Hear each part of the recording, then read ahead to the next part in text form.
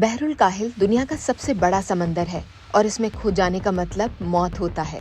मगर cook islands नामी मुल्क से ताल्लुक रखने वाले एक माहीगीर की किस्मत अच्छी थी कि वो इस सूरत-ए-हाल में जिंदा बचने में कामयाब रहे, जिसे वो मौजज़ा करार देते हैं। जूनियर एपियोटा की मुश्किलात का आगाज 11 जून को हुआ, जब वो अपने आबाई जजीरे पुका पुका में एक वॉलीबॉल मैच खेलने के बाद मछली के शिकार के लिए समंदर में निकले। उस वक्त हवा बहुत तेज थी और वो समंदरी पानियों के ऊपर उड़ते परिंदों का ताक़ुब कर रहे थे, क्योंकि इससे इंदिया मिल रहा था कि मछलियां करीब मौजूद हैं। इस दौरान उनकी कश्ती का इंजन खराब हो गया। उस वक्त तक वो कुछ मछलियों को पकड़ चुके थे, मगर तारीकी छा चुकी थी।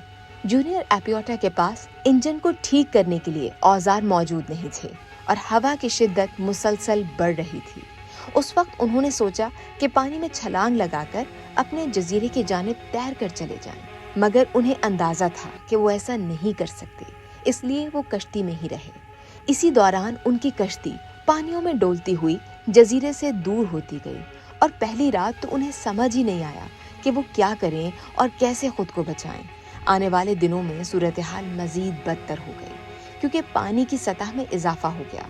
शदीद ठंड और मुसलसल बारिश ने एपियोटा को बुरी तरह मुतासिर किया। ऊंची लहरें मुसलसल उनसे टकरा रही थी, तो बहने से बचने के लिए वो कश्ती के फर्श पर लेट गए। बिफरे समंदर में तैरते हुए मुसलसल कश्ती का तवाजुन बरकरार रखने की कोशिश करते रहे और अंदर भरने वाले पानी को बाहर फेंकते रहे। उनकी कश्ती में पानी की 2 बोतलें, 1 बाल्टी, फिशिंग गियर, 1 चादर और एक पोर्टेबल कूलर मौजूद था। जिंदा रहने के लिए एपियोटा ने कच्ची मछली खाई, बाल्टी में बारिश का पानी जमा किया, ठंड से बचने के लिए चादर और कूलर को इस्तेमाल किया। उनकी बकौल रात के वक्त में कुछ नहीं कर सकता था, क्योंकि ठंड की वजह से मुझे लगता था कि जैसे मैं मुंजमद हो गया हूँ। तमाम तर मुश्किलात के बावजूद उन्होंने इस पूरे अरसे में हिम्मत नहीं हारी और तीसरे दिन उन्होंने दूर एक रोशनी को देखा और अपनी कश्ती को वहां ले जाने की कोशिश की, मगर हवा ने उनकी कश्ती को मुखालिफ सिमत में भेज दिया। 8वें दिन उन्होंने एक तैयारे की आवाज सुनी। वो न्यूजीलैंड एयरफोर्स का तैयारा था, जिसने उनकी कश्ती को देखकर करीब मौजूद माहीगीरों की कश्तियों को आगाह किया।